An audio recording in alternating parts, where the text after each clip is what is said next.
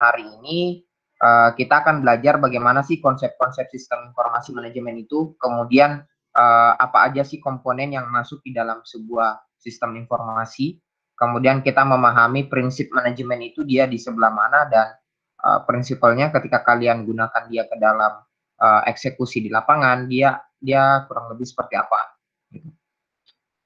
Oke, kita mulai. Untuk sistem informasi manajemen hari ini, adik-adik sekalian, pertemuan pertama untuk kategori teori kita adalah ngebahas konsep sistem dan sistem informasi itu seperti apa. Untuk pokok bahasannya kita akan lebih detailing ke dalam apa itu sistem, apa itu informasi, apa itu manajemen, dan bagaimana sih pengertian sistem informasi itu, kemudian tujuannya gitu ya. Jadi tujuannya kalian bisa nanti memahami bahwa sistem informasi manajemen itu seperti apa, pengelolaan sistem informasi, sampai dengan peran-peran orang yang ada di dalam organisasi gitu ya. Di peran-peran orangnya, dia ngerjain apa, kemudian dia bisa selesaikan ataupun kerjaan dalam hal apa. Nah, konsep dasar sistem informasi pada hakikatnya ini kita tinjau dia berdasarkan 3 fase. Jadi ada yang dimaksud dengan sistem, ada yang dimaksud dengan informasi, ada yang dimaksud juga dengan manajemen. Ya. Nah, informasi, sistem, dan manajemen adalah komponen yang menyusun sistem informasi. Jadi kita mesti memahami 3 hal ini dulu. Ya. Nah, apa itu sistem? Kalau sistem itu sendiri adalah kumpulannya unsur atau elemen yang saling berkaitan ketika kita menargetkan sesuatu atau ada tujuan ataupun goals yang ingin dicapai. Nah, jaringan yang terprosedur, kemudian dia saling terhubung, terkonektif sama-sama, melakukan suatu kegiatan, dan dia punya tujuan, gitu ya, dia punya tujuan, itulah yang disebut dengan sistem, gitu ya. Itulah yang disebut dengan sistem. Jadi apa itu sistem? Contoh, gitu. Kita bercerita kalian jalan-jalan masuk ke Alfamart, ke Alfamart ya. Di Alfamart ini kita mau lihat sistem pembelanjaannya, gitu. Sistem pembelanjaannya. Apa aja yang unsur yang bergabung dalam sistem itu? Pertama, mesin printernya. Dua, laptopnya, PC-nya, keyboardnya, mouse-nya, operatornya, printernya, kertasnya. Nah, ini semua masuk dalam satu sistem. Goals-nya adalah mencetak struk, gitu, atau ngebuat monitoring untuk pembelanjaannya, point of sales-nya ceritanya. Jadi semua unsur atau elemen yang saling terkaitan ini punya tujuan yang sama. Ini yang disebut dengan sistem. Gitu ya. Jadi ini yang disebut dengan sistem. Jadi kalian mengecek kembali, ngelihat nantinya ya, sistem ketika ada di lapangan, dia itu terdiri atas komponen apa saja. Jadi kalian bisa menganalisis dulu di awal bahwa si aplikasi misalkan yang ada di kasirnya Alfamart itu saling terkoneksi dengan beberapa unsur, gitu ya. Bisa dilihat dengan beberapa unsur. Nah, beda halnya dengan dengan beberapa konsep yang lain di sistem. Nah, kalau contoh sih kita sebut kayak sistem komputer. Jadi kalau sistem komputer unsurnya kita sebut dengan keyboard, ada CPU ya, keyboard yang kalian pakai untuk mengetik, CPU ini untuk dipakai proses perhitungan oleh komputer, monitor untuk menampilkan informasi gitu, atau teks ataupun gambar, video kepada kita gitu. Mouse sebagai inputan kita ya. Kemudian printer untuk mencetak gitu ya. Modem untuk mengkoneksikan ke internet misalkan. Nah, tujuannya hanya satu, dia sama-sama membantu kita mengolah data gitu ya. Di keyboard membantu mengolah data, CPU, monitor, mouse, printer, tujuannya satu di sistem komputer adalah mengolah data. Gitu. Bagaimana contohnya kalau di kehidupan ataupun sistem tubuh? Kita bisa bilang organ tubuh kayak mata, kayak telinga, hidung. Itu untuk tujuannya satu, kelangsungan hidup. Gitu ya. Bayangkan kalau tidak ada hidung, gitu ya. Kita nggak bisa nafas ya, nggak bisa hidup. Gitu. Oke, mungkin masih bisa napas pakai mulut. Bayangkan lagi kalau umpamanya mulut nggak ada, gitu ya. Mulut, hidung nggak ada. Nah, jadi sistem tubuh itu disusun oleh unsurnya organ tubuh, panca indera, dan tujuannya sama, dia punya kelangsungan hidup. Sekali lagi, sistem itu adalah sekumpulan unsur yang saling terpadu, kerjasama satu sama lain, tujuannya untuk mencapai fungsi atau tujuan yang sama. Gitu ya. Nah, nanti kalian bakalan memilah ya, case di lapangan itu unsurnya apa saja dan tujuannya apa saja. Jadi bisa dilihat nanti samplingnya kayak itu. Lanjut di sistem pabrik. Nah, sistem pabrik itu kita bisa lihat unsurnya apa aja. Kalau pabrik berjalan kan ada orangnya, ada orang yang kendalikan mesinnya atau teknisinya, misal jadi ada mesinnya, ada proses pemesanan di sana di dalam. Sehingga tujuannya itu hanya satu, bagaimana pabrik ini bisa berproduksi. Jadi kalau tidak ada orangnya, pabrik tidak bisa produksi. Kalau nggak ada mesinnya, pabrik nggak bisa produksi. Nggak ada order, ya pabrik sama, nggak bisa produksi. Jadi bisa dilihat dulu, unsur ini mempengaruhi tujuan ya. Jadi unsur ini mempengaruhi tujuan dalam suatu sistem. Jadi kalau unsur nggak ada, bisa jadi tujuannya nggak nyampe. Gitu. Jadi ini yang kadang kalau kita mau bikin aplikasi, adik-adik sekalian harus memang kuat di analisis di awal. Ini yang harus diingat. Nah, pesanku, karena naik lagi ke semester 4, 5, 6, 7, dan seterusnya. Kalau nggak tahu Ki memetakan unsur, itu akan sulit nanti bagaimana bikin aplikasinya. Gitu ya. Jadi harap diperhatikan Ki ini, kalau nggak dipahami di sistem informasi manajemen, bertanya Ki betul-betul. Oke, bertanya Ki betul-betul, karena saya belum bisa baca isi hatinya kalian kalau belum paham. Gitu ya. Jadi betul-betul bertanya. Nah, bisa bertanya nanti via chat boleh ataupun di unmute saja mic-nya kalian. Nah, karakteristiknya sistem itu apa aja di dalam? Pertama ada namanya deh komponen, gitu ya. Ada yang namanya komponen. Jadi sesuatu yang menjadi bagian sistemnya itu, gitu ya, benda ataupun aturan ataupun orang itu disebut dengan komponen. Jadi dia bagiannya sistem. Kalau kita bilang tadi sistem komputer, gitu ya, di dalam ada CPU-nya, ada printernya, ada modemnya, ada mouse-nya, ada keyboard-nya. Nah, keyboard ini kita sebut dengan komponen. Mouse ini kita sebut dengan komponen. Orang yang mengendalikan ataupun menginput data itu disebut juga dengan komponen. Apalagi aturan, SOP-nya, gitu ya. Itu kita sebut dengan apa namanya? Aturan. Ya. Jadi itu kita sebut dengan aturan. Nah, kenapa komponen ini penting? Untuk apa? Ini berkaitan dengan pada saat kita merilis ataupun ngebuat apa namanya, sebuah model rancangan sistem. Dia itu terdiri atas komponen apa saja, gitu ya. Jadi dia itu terdiri komponen apa saja misalkan. Saya coba kasih lihat contoh sampelnya, bisa kalian lihat di layar kalian masing-masing. Ini contoh mockup untuk ngebuat aplikasi, ngebuat aplikasi. Saya coba kasihkan satu sampel, contohnya aplikasi shopping. Ini kelihatan di layarnya kalian, anyone? Yang saya share, walaupun masih putih ya, itu masih loading. Kelihatan Kak. Oke.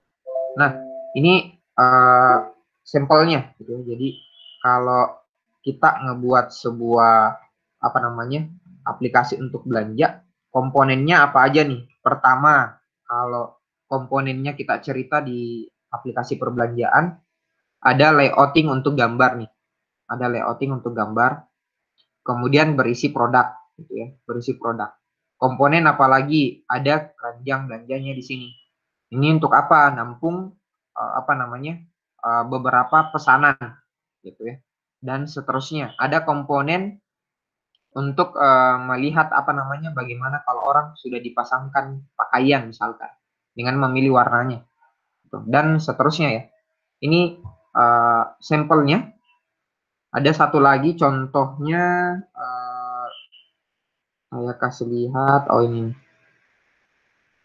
Nah, ini aplikasi misalkan untuk pembayaran ya, kayak kayak OVO dan kawan-kawannya.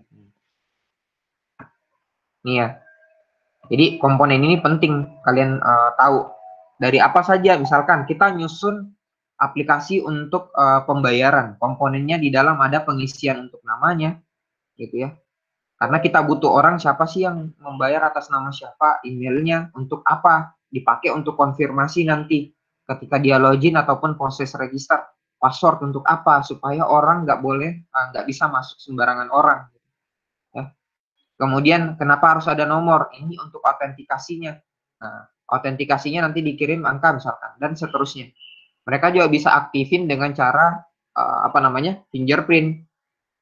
Untuk masuk ke dalam butuh PIN, dan di dalam itu kasih lihat berapa total tabungannya, kategorinya mereka belanja di apa saja gitu. Ini contoh sampel-sampel komponen. Bisa kalian lihat komponen. Oh, di dalam ada itu proses transfer, ada my card, ada insight kayak gitu. Jadi kita bisa lihat sistem pembayaran contohnya seperti ini. Dia terdiri beberapa komponen gitu ya. Jadi terdiri atas beberapa komponen. Nah, memahami bagaimana cara bikin ini, harus memahami dulu apa aja yang berkaitan dengan sistemnya ini, baik itu orangnya, role-nya siapa saja yang berkaitan dengan ini, kemudian siapa yang ngeset ini, itu penting. Jadi kalau kalian nggak paham, itu bisa ditanyakan. Ya. Jadi melihat sistem apa namanya, informasi manajemen itu kurang lebih seperti itu ya. Jadi ngelihat apa namanya, komponen itu secara detail. Nah, lanjut di karakteristik sistem, apalagi ada namanya boundary, ada namanya batasan gitu ya. Jadi yang membedakan satu komponen ini dengan komponen yang lain itu disebut juga boundary, atau yang membedakan dari satu sistem dengan sistem lainnya gitu ya. Contoh, maksudnya gimana? Gini. Contohnya antara seorang admin dengan seorang user itu sistemnya pasti berbeda gitu ya. Sistemnya berbeda. Kita coba angkat kasusnya contohnya kayak Siska ya. Kalian masuk di aplikasinya Siska, itu kalian hanya bisa melakukan untuk pemilihan, misalkan SKS dan seterusnya. Nah, pekerjaan itu nantinya akan di-approve sama si dosen gitu. Jadi dosen itu dia tidak bisa melakukan pemilihan SKS, yang memilih SKS itu adalah si siswa. Contoh seperti itu. Contoh lain, contohnya kayak di classroom gitu ya. Classroom tadi kayak sampel ya, kalian bermasalah untuk absensi karena tadi tanggal saya lupa set ke tanggal 30, masih tanggal 29. Nah, kalian nggak bisa ngeset tanggalnya gitu ya. Kalian nggak bisa ngeset tanggalnya untuk dirubah menjadi tanggal 30 supaya kalian bisa absen gitu. Nah, boundary-nya itu batasan seperti itu. Jadi mahasiswa hanya bisa absen dan dia nggak bisa ngeset tanggal absensinya. Dosen bisa ngeset absensi mahasiswanya, tapi dosen juga bisa ngeset tanggalnya. Nah, itu namanya boundary. Jadi ada batasan antar satu komponen dengan komponen yang lain. Kalian pada saat merumuskan sistem nantinya harus tahu role-nya antara user ataupun dari satu user dengan user yang lain, batasannya sampai di mana. Itu hal yang penting. Dapatnya dari mana? Dapatnya informasi tersebut ketika kalian mewawancarai customer-nya kalian. Ya, sekali lagi saya ulangi, kalian bakalan tahu boundary dari mana ketika kalian mewawancarai customer kalian pada saat proses pembuatan aplikasinya. Gitu ya. Jadi sangat-sangat penting gitu ya untuk tahu boundary sistem supaya kita bisa bedakan mana yang bisa dikerjakan A, yang mana bisa dikerjakan sama si B, dan yang mana tidak bisa dikerjakan sama si C. Itu penting ya. Nah, apalagi kalau urusannya kayak kantor dan jumlah apa namanya, jumlah di sisi usersnya itu lumayan besar. Nah, lanjut, karakteristik sistem itu dipengaruhi juga oleh environment, adik-adik. Jadi environment ini sesuatu yang berada di luar sistem, dia mempengaruhi sistem. Jadi dia ada di luar dari sistem tapi mempengaruhi sistem. Itu disebut dengan environment. Contohnya, misalkan nih ya, saya main game gitu ya. Saya main game yang lagi ngetrend sekarang kan Among Us gitu ya. Yang apa ya? Ini game yang suka main melatih orang untuk tukang fitnah gitu. Among Us. Tahu semua Among Us? Anyone? Among Us. Tahu. Tahu, Kak. Oke. Sip. Berarti up to date nih. Nah, Among Us itu kan bisa dilihat ya. Ada yang mainnya di Windows, gitu ya. Mainnya di Windows, PC. Satu lagi ada yang mainnya di Android. Nah, environment itu, misalkan saya bikin game tadi Among Us. Environment ini pada saat saya buat gamenya, itu sesuatu yang berada di luar sistem. Contohnya adalah selain dari OS-nya Windows, ketika dia jalan. Jadi misalkan saya naruh dia apa namanya? Saya naruh dia aplikasinya ditaruhnya ke dalam Linux gitu. OS-nya Linux. Among Us itu nggak bisa main di Linux. Gitu ya. Among Us nggak bisa main di Linux, Among Us nggak bisa main di Mac. Gitu. Dia hanya bisa main di OS-nya Windows. Kalian download lewat Steam. Itu disebut dengan environment, gitu ya, environment. Nah, tapi dia apa namanya, di luar sistem dan mempengaruhi sistem, gitu ya. Jadi Among Us itu kan nggak dibikin pakai Windows-nya, dia dibikinnya pakai bahasa pemrograman C Sharp, gitu ya, C++ sama C tanda crash, gitu, sama lupa apa anunya engine-nya yang di belakang. Jadi dia dibikinnya dari itu. Nah, jadi sesuatu yang di luar dari sistemnya Among Us tapi mempengaruhi si Among Us itu. Nah, sebenarnya bisa kita juga mainin Among Us di Linux, tapi dia harus dibuatkan lagi satu virtualisasi. Jadi semacam kayak komputer dalam komputer. Itu environment. Jadi bisa dilihat sampelnya kayak gitu ya. Nah, environment-nya juga kan di luar sistem. Contohnya apa? Kayak tadi Android tuh. Dia bisa juga dimainin di Android. Tapi Among Us ini, Android ini mempengaruhi Among Us gitu untuk supaya dia bisa berjalan. Namun Among Us ini sistem tersendiri dan Android ataupun Windows ini itu disebut dengan environment, gitu ya. Itu sangat penting. Sama halnya kalau kalian mau main game berat, gitu ya, game berat, VGA tidak mumpuni ya jangan dipaksa gitu, karena environment-nya yang tidak cukup, gitu ya, tidak cukup. Biasanya sistem itu sudah memberikan standar, gitu ya, dia sudah memberikan standar. Contoh ini ya, kalau kita menginstall apps ataupun mau menginstal game, biasanya sih dia udah ngasih saran gitu. Contoh ya, saya coba stop share lagi, saya kasih lihat lagi samplingnya. Environment itu kayak gimana? Environment itu kayak gini nih. Nah, ini bisa dilihat ya, sistem requirement. Misalkan saya mau main gamenya si Forza Horizon, ya, Forza Horizon. Kemudian ini adalah environment-nya, gitu ya, environment-nya. Jadi saya makainya apa, selektornya apa, mouse-nya apa, kemudian ngelihat nanti dia jalan di Windows apa, harus menuhin DirectX apa, gitu, dan seterusnya. Kalau environment-nya tidak terpenuhi di standar minimum, itu nggak bisa jalan sistemnya, gitu ya, nggak bisa jalan sistemnya. Dia di luar sistem tapi mempengaruhi sistem. Itu yang bisa dilihat ya. Ini contoh samplingnya. Biasanya juga environment itu udah menyertakan tuh dia jalannya di mana, gitu. OS-nya apa dan seterusnya. Nah, environment itu disesuaikan dengan apa namanya, kebiasaannya users atau targetnya user. Contoh gini ya, contoh. Saya misalkan ngebuat aplikasi untuk apa namanya, pembayaran tadi ya. Aplikasi untuk pembayaran. Cocoknya misalkan kalau saya mengaksesnya dalam jumlah yang banyak, saya pakai website atau pakai Android. Saya coba tanya kalian dulu. Misalkan saya bikin satu aplikasi pembayaran, jumlah datanya ada banyak yang mestinya apa namanya, saya olah dengan cepat jumlah datanya. Cocoknya pakai di layar laptop atau layar di handphone. Silakan, adik-adik sekalian. Cocoknya kira-kira di mana? Laptop. Laptop. Betul. Kenapa bisa harus laptop? Bisa kasih saran? Karena Alasan? layarnya besar. Layarnya lebih besar. Iya. Lebih mudah Betul. dikontrol. Kalian bisa lihat semua komponen. Betul, gitu ya. Nah, jadi sudah tahu nih environment-nya gitu. Jadi sama ya, sistem. Kalian nanti tanya bilang, ini mau ke aplikasinya jalan di mana?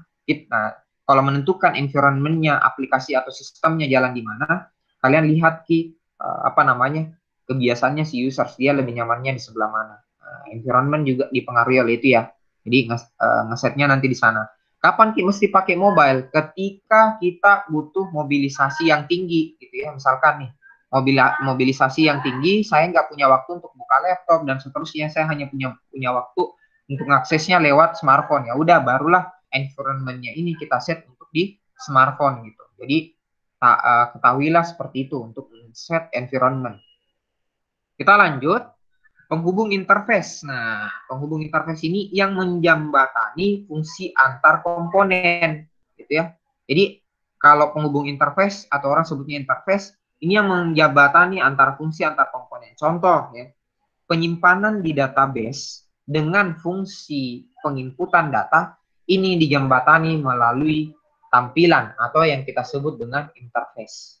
Contoh, kalau kalian narik ATM, ya, narik ATM, interface-nya interface-nya ATM kan pertama kali pada saat kalian masukin kartu, nanti kan langsung dimintain PIN, gitu ya, dimintain PIN. Nah, interface-nya dimintain PIN itu mengkoneksikan antara kalian punya card, gitu ya, dengan uang dari hasil saldo pembelanjaannya kalian ataupun ngecek saldo dari bank. Gitu. Jadi interface itu membantu kita mengetahui misalkan juga saldonya kita sisa berapa.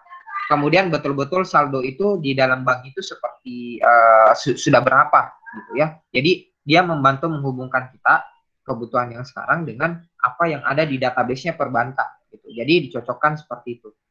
Nah, itu interface. Selanjutnya di sistem input. Nah, saya rasa ini udah sangat familiar nih kalian dengan apa itu dibilang input ya.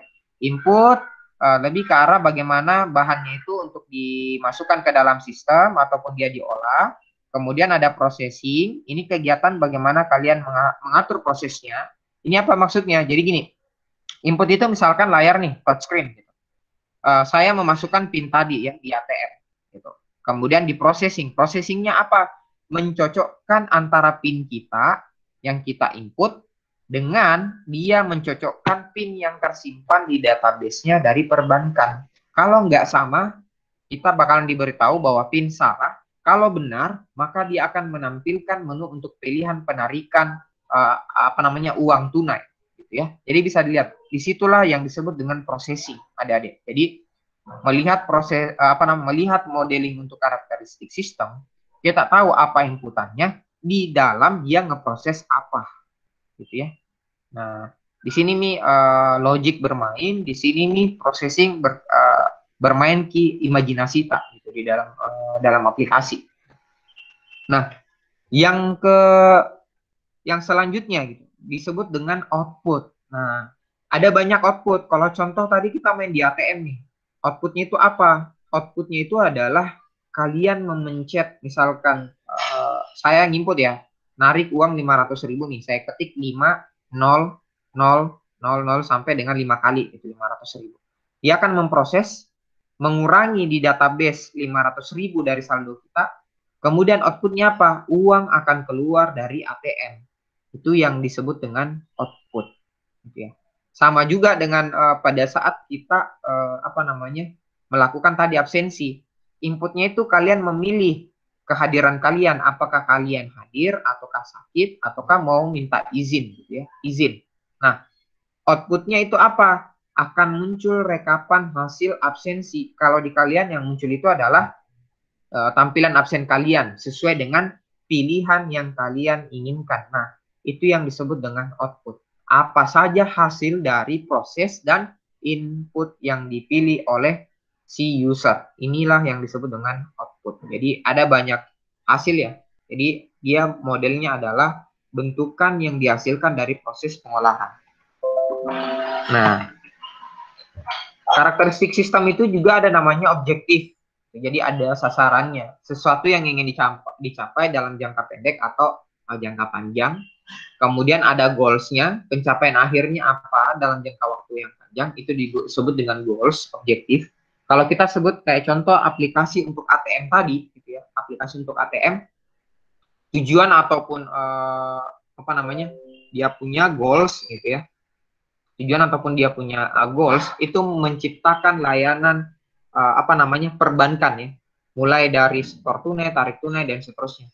Nah, objektifnya itu apa? Pertama, memberikan layanan tarik tunai, memberikan layanan untuk pengiriman pengiriman uang, memberikan layanan untuk pengecekan saldo. Nah, itu adalah objektif. Goals-nya atau tujuan jangka panjangnya adalah memberikan layanan perbankan. Nah, itu gabungan nih dari objektif gitu ya. Nah, selanjutnya di karakteristik sistem kita kenal lagi ada namanya kontrol. Gitu ya. Jadi kontrol ini menjaga sistem agar dia tetap berjalan sesuai dengan rencana dan tujuannya si sistem itu. Jadi ada kendali ataupun kontrol.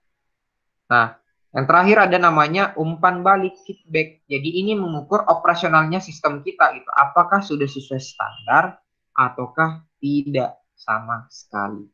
Implementasinya di mana nih feedback? Contohnya adalah mungkin pernah kita belanja di Alfamart. Ada itu logo kepuasan kepuasan pelanggan gitu. Kita disuruh pencet kita puas atau nggak puas. Gitu. Pada saat selesai kita belanja di Alfamart biasanya ada itu di tampilan depannya di layarnya. Kita silakan bisa kita pencet itu. Kalau kita nggak suka dengan karya kasirnya, kita bisa pencet tampilannya yang senyumnya agak sedih. Nah, atau yang lain nih, yang paling sering kalian gunakan itu kayak contohnya Gojek ataupun Grab yang sering digunain. Setiap selesai proses pelayanan, pasti selalu ditanyakan bintang ataupun review, ya, feedback. Itu kalian bisa mengisi dari bintang 1 sampai dengan bintang 4. Bintang 4 atau bintang 5, agak lupa. Ya, di sana kalian bisa ngisi feedbacknya. Gunanya buat apa? Si Gojek ataupun Grab, dia bisa tahu yang mana mitranya mereka ataupun drivernya mereka yang tidak melayani konsumen itu secara sungguh-sungguh. Makanya ada porsi di mana bintang ini diberikan. Nah, otomatis kalau feedback ada model standar yang dikasih kalau seumpamanya si usernya itu melanggar. Misalkan, kalau kebanyakan bintang 1 yang diberikan sama si Gojek ataupun Grab-nya, performansinya si driver atau Gojek untuk terima pesanan lagi itu dia menurun. Yang seharinya dia bisa dapat 20 pesanan, bisa jadi dia cuma dapat 5 pesanan. Karena feedback-nya yang jelek. Ya, jadi sekali lagi, feedback membantu kita mengukur operasionalnya sistem. Gitu. Nanti ini ke depannya ya, kalian apapun yang kalian buat sistem, kalau mengukur operasional, kalian bisa buat dalam bentuk halaman feedback, ataupun halaman review, ataupun halaman untuk komentar. Ya. Itu membantu mengukur apakah sistem itu udah berjalan dengan baik, operasional sistemnya udah berjalan baik atau tidak. Bisa dilihat di layar kalian masing-masing ada untuk prosesnya ya dalam diagram.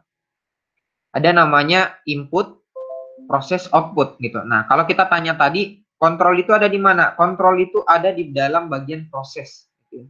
Jadi kontrol itu ada di bagian dalam proses. Jadi kayak tadi si user bisa apa, admin bisa ngapain, si A bisa ngapain, B bisa ngapain, apa yang nggak bisa dikerjain C. Misalkan itu kontrol. Proses di dalamnya juga ada feedback. Tadi pada saat processing ada hal yang tidak sesuai, kalian bisa kasih feedback di dalam di dalam platformnya. Nah, ketika input proses dan udah diproses di dalam, maka pastinya akan keluar output yang tadi ya. Outputnya bisa jadi uang yang keluar misalkan, ataukah tampilan aplikasinya bahwa proses pengiriman uang kita udah selesai misalkan. Nah, kesatuannya ini disebut dengan sistem. Sistem secara langsung sebenarnya dia ngeset apa objektif dan apa goals-nya. Ini yang bisa dilihat ya. Jadi input, proses, output, dalamnya ada kontrol dan feedback, menghasilkan apa objektifnya kita atau sasaran, gabungan dari objektifnya, ngeset ke goals-nya dari sistem yang dibuat. Kurang lebih seperti itu ya. Kita lanjut. Nah, itu tadi untuk karakteristik. Selanjutnya kita ngecek apa sih klasifikasinya, apa klasifikasi dari apps-nya gitu ya, ataupun sistem yang dibuat. Pertama ada namanya abstrak sistem ataupun sistem abstrak, ada namanya sistem fisik. Jadi kalau kita klasifikasikan ya, ada yang namanya sistem abstrak, ada yang namanya sistem fisik. Jadi abstrak sistem ini tidak tampak nyata. Contohnya apa? Tadi yang saya cerita, dia mainnya di environment, nggak kelihatan gitu. Contohnya kayak OS-nya ataukah program komputernya ini kan nggak bisa kita sentuh secara fisik ya. Makanya disebutnya dengan abstrak system gitu ya. Kemudian ada namanya physical system, ini yang bisa kita sentuh. Contohnya mungkin kayak mouse-nya, ada printernya, layarnya, komputernya, orangnya, itu adalah physical system. Lanjut ada namanya alamiah sama sistem buatan. Nah, ini penting adik-adik karena ke depannya kan zaman kita udah masuk era revolusi industri 4.0, 4.0. Di sini natural system itu adalah contoh ya. Ada namanya sistem yang terjadi dengan sendirinya kayak tata surya ya. Ada yang human made gitu. Human made itu contohnya adalah hasil karya manusia, komputer, mobil. Kita bisa lihat contohnya sekarang untuk sistem mobil otomatis kayak punyanya Tesla dan mobilnya Google. Tesla hari ini kalian bisa lihat orang bawa mobil itu tapi masih disediakan setir gitu ya. Jadi autonomous sistemnya masih jalan, namun kita masih diberikan kewenangan untuk megang setir, bisa ngatur kecepatan dan seterusnya. Autonomousnya ataupun fitur otomatisnya itu hanya ngebantu bagaimana kalau objek di depan tiba-tiba ada, dia bisa bantu ngerem lebih cepat, gitu ya. Itu autonomousnya Tesla. Gitu. Kalau hari ini yang Google punya, dapat bocoran sih sudah sampai di level 5 gitu ya. Jadi dia udah nggak sediain setir mobil di dalam. Jadi dia cukup jalan, kita cuma naik di atas jadi supirnya itu udah nggak pegang setir lagi. Gitu ya. Dia udah jalan otomatis gitu. Itu human made system sampel-sampelnya. Aplikasi yang kalian buat juga diimplementasikan juga itu disebut juga human made system gitu. Sistem inilah yang ngebantu manusia gitu ya di masa-masa yang akan masa depan. Contoh juga yang lain kayak sistem untuk penentu cuaca. Ini yang ngebantu kita juga untuk ke depan gitu. Pada saat aplikasinya jalan, membantu manusia juga untuk apakah sistem ini membantu di dalam kehidupan sehari-harinya manusianya. Nah, di klasifikasi sistem ini ada lagi hal yang lain, ada namanya sistem tertentu dan sistem tak tentu. Kalau sistem tertentu itu dia modelnya deterministic system, dia diprediksi dan dideteksi gitu ya. Dia bisa membantu kita diprediksi dan deteksi dengan hal yang pasti. Dan ada yang namanya probabilistic system. Jadi dia ngukurnya berdasarkan probabilitas. Contoh ini ya, aplikasi untuk mengukur prediksi cuaca. Nah, itu masuk di probabilistic system. Kalau kita cerita di Jepang itu udah punya data nih. Hari ini bakalan hujan, besok hujan atau enggak, dan seterusnya. Mereka itu dapat dari mana data tersebut? Dari 10 data tahun terakhir. Gitu. Jadi dia setiap hari nyimpan data basingnya, kemudian diolah dan dipakai untuk prediksi ke depan. Ya. Bisa dilihat model samplingnya, contohnya sistem prediksi ataupun probabilitas. Gitu. Lanjut, klasifikasi sistem itu juga ada yang namanya tertutup dan terbuka. Ya, ada yang namanya closed system. Jadi dia nggak dipengaruhi oleh lingkungan di luar sistem. Ini biasanya contohnya adalah case-nya aplikasi yang sifatnya itu dia lebih spesifik, gitu ya. Ataupun yang sifatnya custom. Apa itu? Contoh, sistem informasi rumah sakit, sistem informasi akademik yang ada di kampus atau Siska. Itu semua closed system. Dia nggak bisa dicek oleh kampus lain. Orang lain nggak bisa ngecek aplikasinya kita gitu. Dia hanya bisa berlaku sama adik-adik ini sekalian yang sivitas akademikanya, STIMIK, karisma. Open system ini dipengaruhi oleh lingkungan luar dan dia terima masukan subsistem lain. Contohnya apa? Kalian bisa lihat aplikasi-aplikasi yang bertebaran di Play Store, bertebaran di App Store, ya, Windows Store, itu semua adalah open system. Jadi dia ngebuat semacam satu role model di mana ada subsistem lain, itu bisa disimpan ke dalam sistem itu. Nah, contoh yang lain, Bukalapak, Tokopedia, gitu. Itu masuk di open system. Kalian bisa bangun toko di dalam, kalian bisa masukin gambar di dalam, kalian bisa masukin proses pemesanan di dalam. Walaupun kalian bukan orang-orangnya Tokopedia. Jadi itu disebut dengan open system. Closed system spesifik, contohnya kayak tadi saya cerita. Siska gitu, sistem informasi akademiknya karisma gitu. Jadi itu nggak bisa dilihat ataupun di set ataupun orang masuk sama orang dari Unhas, orang dari UIN, orang dari manapun gitu, itu nggak bisa. Itu adalah contoh-contoh klasifikasi sistem. Nah, itu udah jelas ya, karakteristik udah nih, ya. Karakteristik udah, ya. Klasifikasi udah, ya. Kita lihat konsep dasarnya, ya. Lihat lagi konsep dasarnya. Definisinya udah diketahui ya. Kalau kita lihat konsep dasar tadi semua udah sistem ya.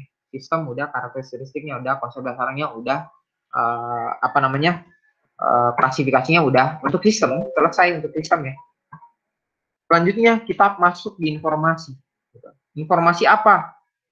Dia itu data deh. Jadi kalau kalian lihat sekumpulan data, hasil pengolahan data, itu yang disebut dengan informasi, gitu ya.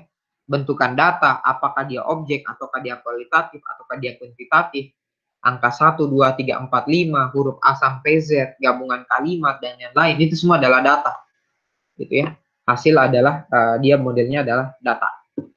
Contoh ini ya, informasi kependudukan.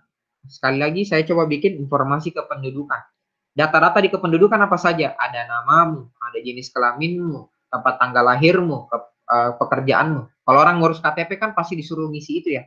Namanya kalian, jenis kelaminnya kalian, tempat tanggal lahirnya kalian, pekerjaannya kalian.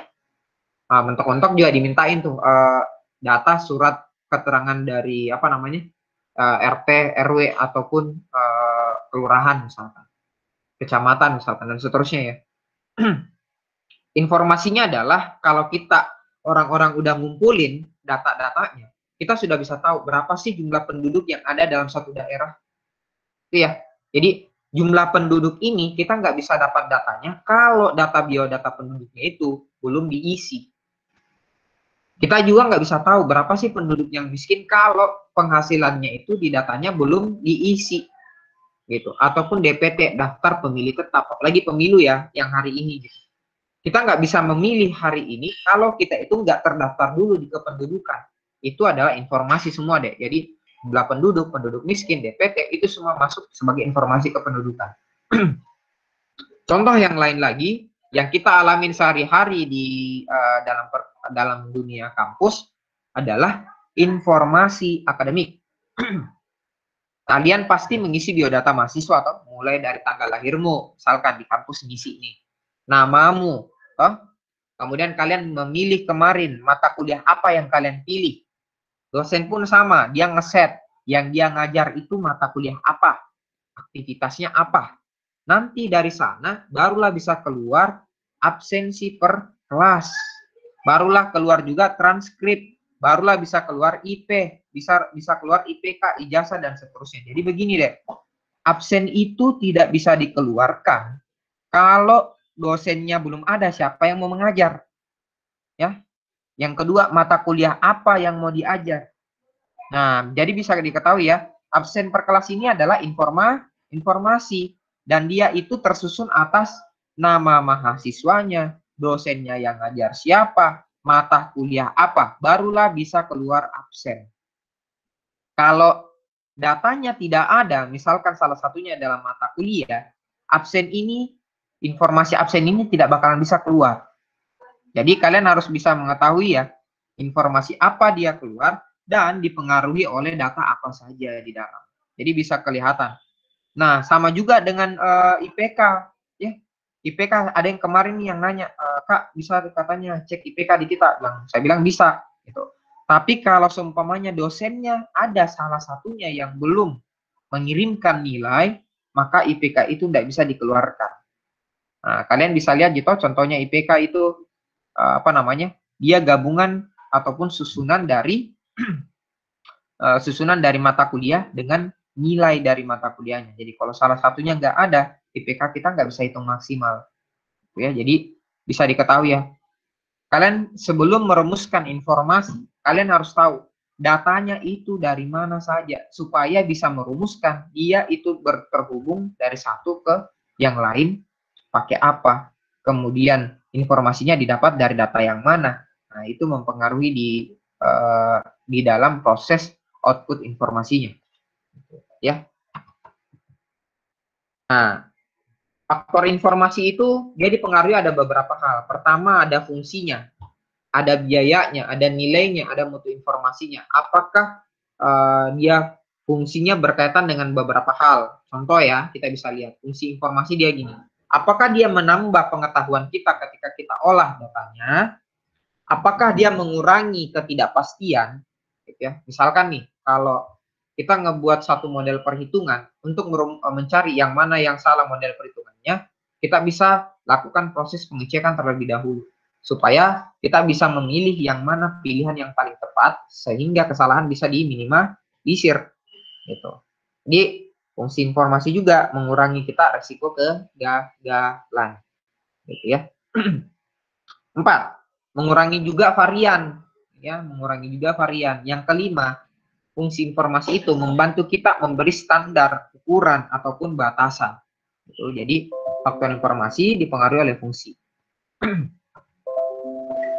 Nilainya, misalkan nilai informasi, dia berkaitan dengan ketepatan waktunya, kejelasannya, apakah dia bisa dibuktikan, akurasinya, dia lengkap dan mudah untuk diakses. Ini semua masuk di nilai informasi. Mutunya kita bisa cek dari kontrol sistem, bagaimana internal dan eksternal sistemnya, bagaimana penambahan batas ketelitian datanya. Kemudian yang keempat adalah feedback untuk pemakai ketika dia melihat apakah ada kesalahan dari sistem yang terjadi ya, di dalam aplikasinya. Ini untuk di faktor informasi. Nah, biaya informasi. Nah, kalau kalian membuat sebuah sistem ataupun yang hasilnya adalah information, kalian harus ngebaca dari biaya perangkat. Gitu. Biaya perangkatnya. Misalkan tadi saya bikin aplikasi Among Us gitu. Kenapa bisa yang di PC itu dia berbayar, sedangkan untuk di mobile dia gratis? Ada yang tahu kalau di Among Us kenapa bisa? Anyone? Halo, halo, halo. Halo, halo. Ada? Halo? Apakah masih ada di orang ini? Kenapa bisa? Among Us itu gratis di Android, sedangkan di PC dia berbayar. Di Steam dia berbayar. Mungkin Steam Kak jadi berbayar. Nope, masih kurang tepat. Ada yang lain tahu kenapa bisa mobile dia gratis, sedangkan di PC dia berbayar? Kalau di mobile Kak mungkin karena dia download aplikasi kan aplikasinya. Kalau download aplikasi ada yang masuk, kota tak berkurang. Tapi kalau di web dia Sip. Ini sudah mengarah nih ke sana sebenarnya. Karena di mobile, betul ya, di Alvin Hong udah bilang, mobile itu dia dapat penghasilan dari ads. Gitu. Jadi iklan pada saat kalian main game Among Us itu iklannya muncul di bawah tuh. Oh, ada iklan-iklan muncul tuh. Kalau pada saat kalian main Among Us. Nah, pada saat iklan itu muncul, itu menggantikan budgetnya sebenarnya. Budgetnya di pembelian seperti di PC. Nah, jadi kalian terganggu sama iklan-iklan yang muncul kalau di mobile. Kenapa di mobile itu di PC itu kalian berbayar karena kalian ngeset bahwa saya maunya premium, tidak mau diganggu sama iklan. Gitu. Makanya dia munculkan gitu ya. Dia munculkan itu dia berbayar kalau di PC. Bisa dicek seperti itu. Kalau ditanyakan karena dia di Steam, ada kok di Steam yang gratis. Jadi bukan karena Steam-nya ya. Sekali lagi bukan karena Steam-nya. Karena di Steam itu ada beberapa game juga yang gratis. Gitu. Developernya mau hidup, dia mau makan juga, otomatis prosesnya kenapa dia minta berbayar untuk menggantikan biaya developnya. Nah, uang masuknya dari mana? Dari proses pembelian kalau dia di PC. Sedangkan di di HP dia gratis, tapi uang pemasukannya dari mana? Dari ads, dari iklan. Gitu. Biaya itu mengukur informasi juga dari sana tuh. Nah, perangkat keras juga sama. Kalian harusnya kalau ke depan ngeset sebuah aplikasi dia jalan, perangkat yang dikeluarin ini berapa budget Gitu. Misalkan saya mau bikin nih layanan sistem informasi akademik tadi, kayak contohnya di kampus. Ngebuat server itu, apakah buat server sendiri, ataukah saya sewa server yang lain, yang mana lebih murah? Nah, itu yang mesti dipertimbangkan. Jadi biaya perangkat keras itu seperti itu, ya. Kemudian ada biaya analisis. Bagaimana kalian menganalisis alur, skema, biaya pertemuan dengan orangnya, gitu ya. Pemasangan apps-nya misalkan, maintenance-nya, memperbaiki sistemnya kalau terjadi bug atau ada masalah, misalkan error dan seterusnya. Biaya operasionalnya. Informasi itu dipengaruhi oleh biaya itu. Jadi bisa dilihat ya kelima komponen ini. Biaya perangkatnya, biaya analisisnya, tempatnya, perubahannya, sama operasi. Jadi bisa dilihat sampling-samplingnya faktor informasi dipengaruhi oleh ini. Khusus untuk di biaya ya. Nah, kita sudah kenal tadi sistem, kita sudah kenal informasi, sekarang kita baru pikir masuk kenal manajemennya. Nah, tadi itu baru kita bahas sistem, nah, baru kita bahas informasi, baru ini masuk di manajemen. Tuh. Manajemen itu prinsipalnya adalah bagaimana kalian mengelola, gitu ya. Bagaimana kalian mengelola suatu proses, suatu fungsi untuk mencapai goals atau tujuannya ini organisasi. Jadi tadi ada sistemnya, ada informasinya, yang mana yang kalian mau olah dan menampilkan informasi apa, data apa yang kalian olah dan menampilkan informasi apa dengan satu model sistem yang kayak gimana, diaturnya sama apa? Manajemen. Ya. Jadi mengelola fungsi tujuannya organisasi ataupun sistem menghasilkan sebuah informasi itu disebut dengan konsep dasar manajemen. Lingkupan manajemen itu apa? Pertama, mulai dari kalian merencanakan, mulai dari kalian pengendalian sistem, mulai dari kalian mengawas sampai dengan mengambil keputusan. Sekali lagi, manajemen berpengaruh di 4 hal ini ya. Merencanakan, mengendalikan, mengawasi sampai dengan mengambil keputusan. Konsep manajemen di ranah sana khusus untuk kegiatannya. Nah, manajemen sumber dayanya apa? Dari manusia ataupun material, mau dari modal itu sumber dayanya. Sistem itu modal sumber dayanya. Dan dia dari informasi. Jadi bisa dilihat ya, informasi itu adalah sumber dayanya manajemen. Kita nggak bisa manajemen yang baik kalau nggak ada informasi.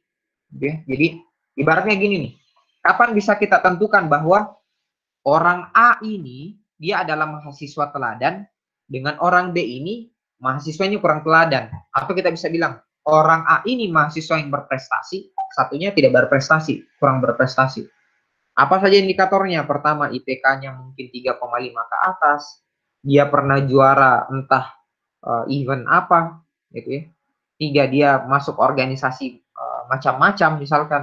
Nah, itu bisa kita sebut dengan karakteristiknya bahwa si mahasiswa A ini adalah orang yang berprestasi. Contohnya ya, contohnya. Jadi informasi itu membantu kita untuk memanage, untuk tahu juga mengklasifikasikan dan seterusnya. Nah, proses manajemen itu ada beberapa tingkatan, adik-adik. Jadi ada beberapa tingkatan. Pertama adalah dia low level management. Low level management. Dia ada di tahapan perencanaan dan pengendalian operasional. Jadi bisa dilihat ya di layar. Low level management. Jadi kalau ini bisa kita set gitu ya. Sorry, saya coba ambil dulu pen. Nah ini. Dia masuk di low level management. Gitu. Kalau dia main di perencanaan dan pengendalian operasional. Jadi kalau operasional dia low level management. Siapa saja itu? Ada namanya DALOP ataupun development product. Ada namanya supervisor. Nah, ini masuk di manajemen low level. Jadi kalau kalian lihat menerima orang yang bekerja di supervisor di PT bla bla bla apa. Nah, itu adalah masuk di pengendalian operasional yang sifatnya low level management. Gitu ya. Kemudian ada namanya taktis nih dan pengendalian manajemen. Dia yang ngeset atur kita harus ngapain, arahnya kemana, kemudian ngecek kembali dan seterusnya. Yang dikerjakan oleh low level management itu diset oleh manager. Bisa dilihat ya, manager. Dia ngatur apa? Dia ngaturnya adalah hal-hal yang berkaitan dengan informasi taktis dari suatu perusahaan. Gitu ya. Ini yang disebut dengan low level manajemen dan penggunaan informasinya. Ada juga yang masuk di perencanaan strategis. Apa tuh? Top level management. Top level management ini dikelola sama Pak Direktur sama Wakil Direktur. Ya. Bisa dilihat top level management, direktur dan wakil direktur, dia yang ngeset strateginya. Jadi bisa dilihat ya, misalkan besok ini kalian harus wakil direktur sama direktur bilang begini, saya maunya pemasaran itu ada di A, gitu. Pemasaran itu ada di wilayah B. Nah, manajer itu yang atur taktisnya. Oke Pak, kita akan pemasaran di wilayah A. Taktisnya kita bakalan gunakan pemasaran online 1, kita cetak brosur 2, kita cari sales di daerah situ. Contohnya. Itu adalah taktis. Gitu. Ya, taktis. Jadi ada yang ngeset strateginya, ada yang ngatur taktisnya, dan supervise ngecek apakah pelaksanaan taktisnya ini udah benar pada saat di lapangan. Itu supervisor. Ya. Jadi kurang lebih levelnya lebih detail seperti itu. Kalian bisa lihat hasil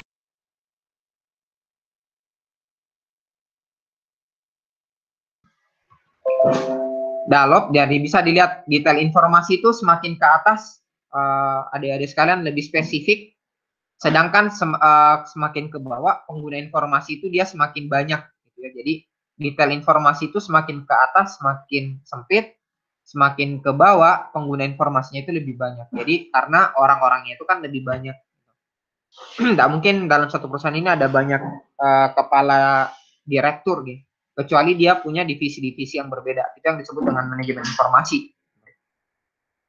Nah, kita udah tahu sistem, tahu informasinya, tahu manajemennya. Definisinya gabungan ketiga-tiganya ini apa? Nah, kalian bisa melihat sistem informasi manajemen itu adalah kegiatannya kita mengatur unsur, ya. Tadi udah dijelaskan unsurnya, ya, unsurnya. Dalam sebuah organisasi memanfaatkan sumber daya manajemen untuk apa? Memberikan informasi dalam pengambilan keputusan. Jadi sekali lagi sistem informasi manajemen itu apa? Pengendalian ataupun organisasi sumber daya, ya, memecahkan suatu masalah ataukah dia memanfaatkan sumber daya manajemen dan lain-lain untuk memberikan informasi dalam pengambilan keputusan. Itu yang disebut dengan sistem informasi manajemen. Jadi, buat kalian yang nanti misalkan nyusun skripsi dan lain-lain, ada katanya di depan sistem informasi manajemen perkantoran PT bla bla bla apa misalkan. Jadi manajemennya itu apa? Misalkan manajemennya kehadirannya kah, manajemen pembayarannya kah, dan seterusnya. Jadi kalau di dalam ada unsurnya orang kantor, sumber dayanya orang kantor, informasi yang dikeluarkan itu tentang misalkan pembayaran dan seterusnya, ataupun salarinya kah, atau cutinya kah, dan seterusnya. Kalau menurut si Elter ada bukunya manajemen perspektif, dia sebut kayak gini. Kombinasi itu antara kalau sistem informasi manajemen itu adalah gabungannya antara orang, informasi, prosedur, SOP, teknologi informasi yang diorganize untuk sampai di tujuannya organisasi. Jadi bisa dilihat ya, komponennya bisa masuk di sistem, informasi, tujuan, sampai akhirnya ada keputusan di dalam. Kalau bukunya si Hopwood, dia ngomong kumpulannya perangkat keras dan perangkat lunak untuk transformasi data. Ataukah Turban atau McLean tahun 99, dia bilang sistem yang mengatur, menyimpan, analisis, menyebarkan informasi, dia punya tujuan itu spesifik. Itu semua disebut dengan sistem informasi manajemen. Tapi kalau kita lebih spesifik, itu adalah yang ini ya, terminologi frase. Terminologi frase, ini yang disebut paling mendekati lah. Dia mengorganize sumber daya, tujuannya adalah mengambil keputusan. Inilah intinya sumber sistem informasi manajemen. Nah, ada beberapa kesamaan dari produk informasi, tujuan, dan fungsi. Kalau produknya adalah informasi, tujuannya ini kan menghasilkan informasi nih dari beberapa pihak. fungsinya sih mengolah gitu ya. Sumber masukannya kita itu dari data dan informasi. Jadi bisa dilihat kalau kita bangun sistem, kita set dulu goalsnya apa atau tujuannya apa, kemudian tahu SOP atau model kerjanya. Nah, SOP ini akan kita olah nih. Dari mana? Dari informasi yang masuk, orangnya yang berperan ke dalam sistem, dan teknologi yang kita pakai. Gitu ya. Data itu deh bisa berupa angka, gambar, suara, itu adalah informasi. Orang ini yang berfungsi untuk memasukkan, memproses, atau menggunakan datanya. Sedangkan teknologinya adalah perangkat lunak apa yang dibuat, perangkat keras apa yang dipakai, yang akan melakukan proses pengolahan data ataupun pemrosesan data. Nah, kalau pengolahan sistem informasi di organisasi, kalian harus hitung cost of running-nya berapa. Jadi biaya ya, kalau kita implementasikan sistemnya, biayanya berapa? Apakah sistem informasi ini membantu untuk running? Customer service ini penting. Jadi misalkan kalau sistemnya bug, dia tahu mereka harus melapor kemana. Manajemen sistemnya, bagaimana tata tertib pelaksanaannya, gitu ya. Sampai hari ini pun sudah jelas perkembangan sistem informasi kita bisa lihat, ya. Contoh kayak mungkin di sistem Siska, gitu ya. Kita bisa lihat kalian ngatur dari rumah, ada back office, kemudian satu sistem ini akan ngeproses, ada FO juga atau yang dosen ngatur, gitu ya. Tapi semuanya ini terkoneksi di mana? Di dalam sistem server. Nah, sistem server ini yang disebut dengan top level ataupun top levelnya manajemen. Untuk proses SIM bisa dilihat sampelnya, contoh misalkan ya. Kita ambil dilihat dari sudut data. Sistem informasi manajemen itu semakin ke atas dia modelnya kayak kaidah piramid gitu, semakin mengkerucut. Artinya dari satu proses data yang kita olah nantinya akan menghasilkan satu data yang spesifik. Jadi satu data spesifik yang dibutuhkan oleh direktur. Gitu. Nah, hasil data ini nantinya akan dibahas pada saat meeting. Ini yang disebut dengan top level manager. Jadi misalkan nih kita punya produk A, B, C, D, E, F, G. Nanti akan dicari yang mana sih produk yang paling banyak laku dari A, B, C, D sampai F. Dan ya produk ini akan membantu perkembangannya perusahaan. Contohnya ya, kalau kita punya sistem informasi penjualan dengan banyak varian. Manajemen informasi ingat berpengaruh sama manusianya, materialnya, mesinnya, cost-nya, data dan informasinya. Jadi manajemen informasi ini mengatur seluruh aktivitas untuk memperoleh informasi ya. Dan kita gunakan seefektif mungkin dan membuangnya pada saat yang tepat. Apa maksudnya dibuang? Kadang ada beberapa data yang sudah usang, itu bisa kita saving ataupun kita backup yang nggak perlu lagi dimasukkan ke dalam sistem. Kenapa? Bisa jadi karena fungsinya udah nggak dibutuhkan. Ataukah yang kedua, ada perubahan alur proses di dalam. Gitu. Dan di sistem informasi ada beberapa tugas ataupun kewenangan ya. Ada beberapa tugas ataupun kewenangan yang kalian bisa lihat gitu. Contohnya kayak manusia gitu ya. Dia si manajer ini sih lebih mengarahkan mengelola tidak hanya satu sumber gitu. Kemudian manajer ini juga ngeset ataupun ngebaca data dari sumber daya fisik, entahkah itu dari mesin, uang, material. Nah, hasilnya adalah dia dapat data dan ini yang disebut dengan sumber daya konseptual. Ini yang biasanya dipakai beberapa perusahaan ketika dia mengimplementasikan sebuah sistem informasi. Kemudian data dan informasi, kalau data itu alirannya, informasi ini adalah hasil dari pengolahannya. Sedangkan informatika sampai hari ini kita dapat studinya ada banyak ya tentang informasi. Kalian bisa lihat hari ini kalian ada di studinya sistem informasi. Dan ada juga anak informatika, itu semua ada pemodelannya ya. Nah, contoh-contoh sistem informasi ada banyak, adik-adik. Ada sistem informasi manajemen, ada sistem informasi penunjang keputusan, ada eksekutif, kantor, pakar, sampai dengan proses transaksi. Nah, ini contoh-contoh sistem informasi ya.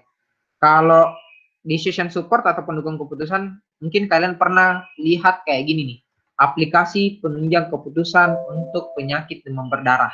Nah, kita bisa tentukan bahwa orang ini demam berdarah dari mana. Pertama, dia demam, sudah 3 hari, 2, timbul bercak merah. Nah, kalau cuman hanya dia demam, belum tentu dia demam berdarah.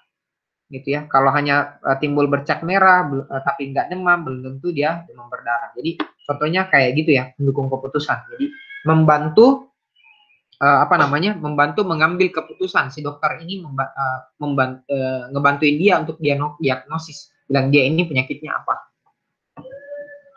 Nah, ada juga yang sering nanya kayak gini, apa bedanya Kak itu SI, sistem informasi dengan teknologi informasi? Kalau sistem informasi ini dia mencakup prosedur, informasi, orang, dan teknologinya.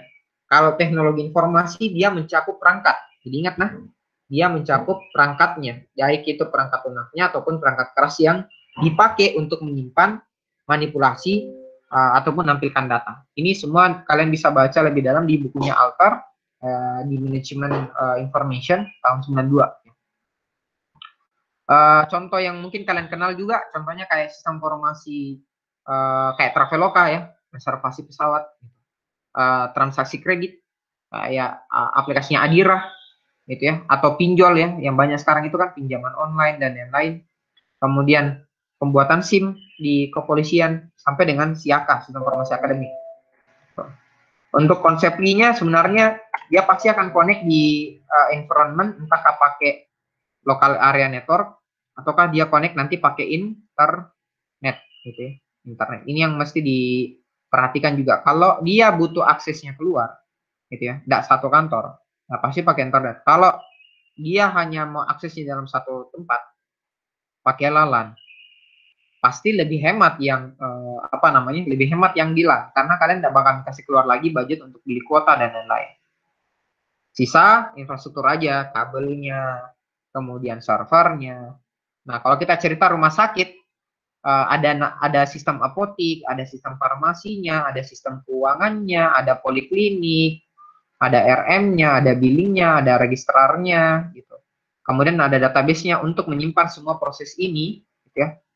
Ini yang disebut dengan sistem informasi rumah sakit. Jadi kalian bisa lihat, kalau kalian perhatikan kalau jalan-jalan di rumah sakit, aplikasinya apotik itu berbeda memang, berdiri sendiri, farmasi berdiri sendiri, keuangan berdiri sendiri, namun dia itu menjadi satu kesatuan di dalam sistem informasi rumah sakit. Di dalamnya ada beberapa komponen, ada beberapa sistem, ada apotik, farmasi, dan seterusnya. Kalau di TI, kalian bisa lihat ke depan itu, kalau TI itu ada beberapa peran ya. Teknologi informasi itu kalian kenal nanti ada database administrator, orang yang kerjanya set database, ada application developer, ada database user, ada network administrator yang ngatur LAN dan WAN. Nah, ini kerja-kerjanya ya, sumber dayanya. Sampai di sini ada pertanyaan, Dek? Adik-adik sekalian? Ada pertanyaan? Kalau nggak ada, saya akan arahkan ke sini ya, ke hadiahnya kalian. Oke, halo semuanya masih aktif? Silakan diperhatikan ya, slide ini adalah slide yang terakhir. Penjelasan mengenai hadiah yang akan kalian kerjakan.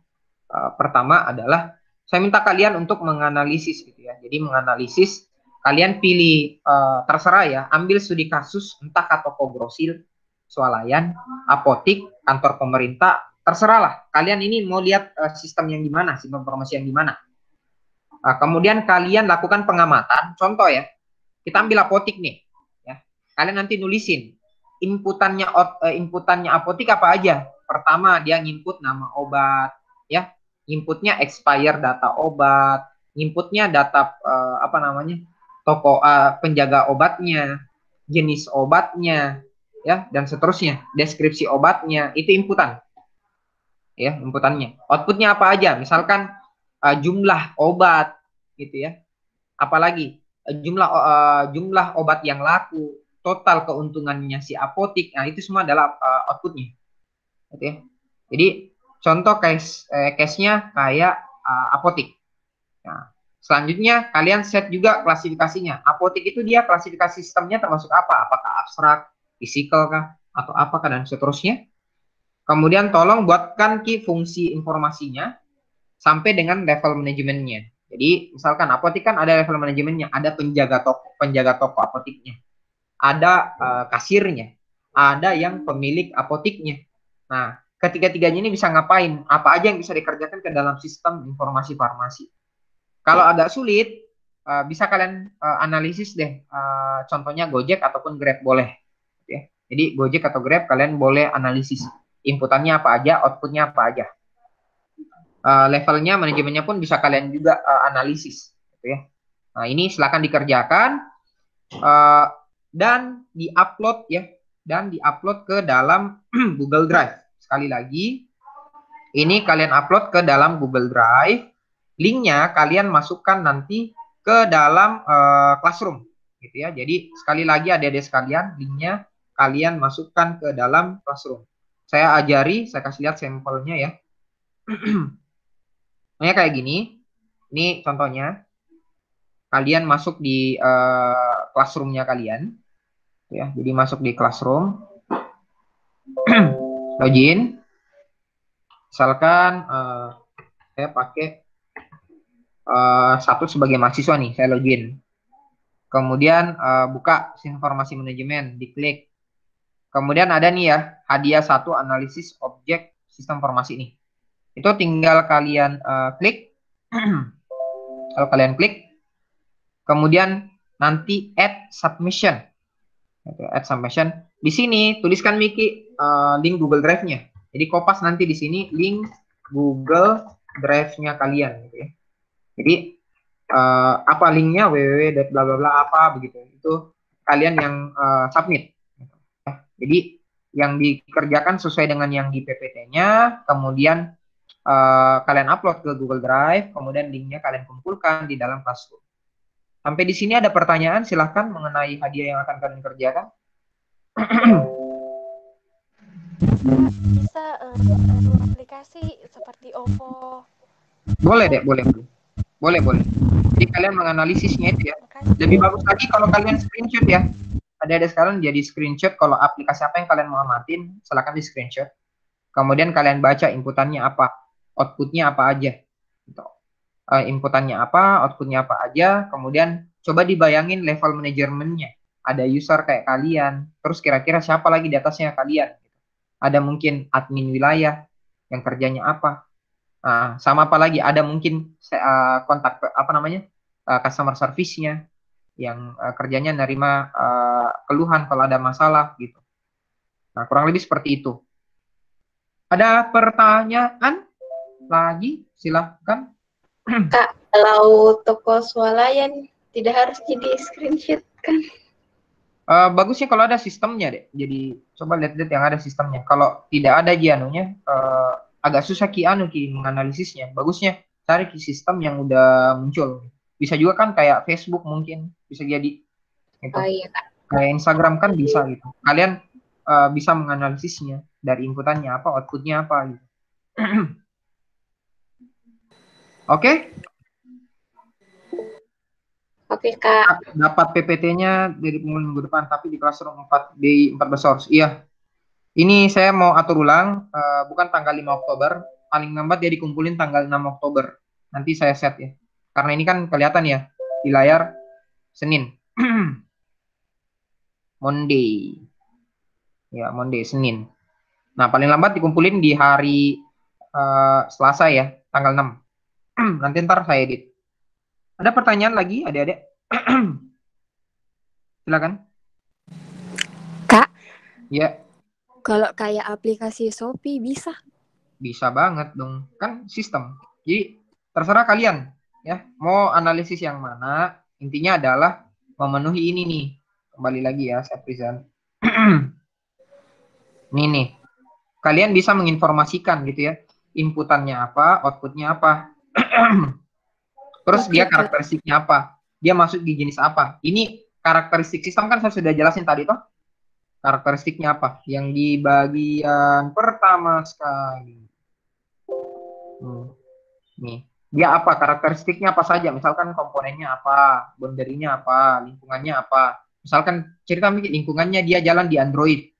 penghubungnya dan interface-nya apa, inputannya apa, processing-nya apa yang diproses dalam aplikasinya Shopee, pembelanjaan, pencarian barang belanja, outputnya apa, misalkan struk untuk pembelian, apalagi outputnya, misalkan informasi pengantaran. Nah, ini disebut dengan karakteristik sistem. Ya, jadi dibaca kembali yang ada dalam slide untuk menjawab pertanyaan-pertanyaan yang sebelumnya. Gitu. Kurang lebih seperti itu, adik-adik. Ada pertanyaan lagi? Ya, saya share di Classroom. Setelah ini kalian bisa download di sana ya materinya. Oh iya Kak. Oke, ada pertanyaan lagi? Kalau sudah nggak ada, kita cukupkan saja ya kalau gitu. Oke, untuk perkuliahan hari ini lebih dan kurangnya mohon dimaafkan. Terima kasih banyak atas perhatiannya. Assalamualaikum warahmatullahi wabarakatuh. Sekian dan terima kasih. Terima kasih, Kak. Ya, sama-sama. Terima kasih, Kak. You are welcome.